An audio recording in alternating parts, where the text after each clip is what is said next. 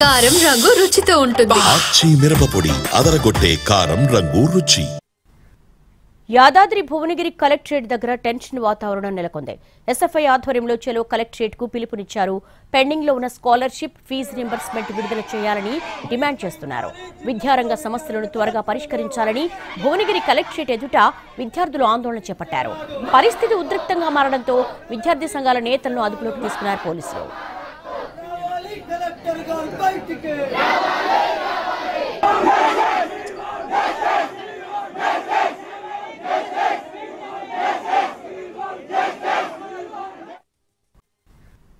Yadadri Bhuvanagiri collectorate దగ్గర tension వాతావరణం నెలకొంది.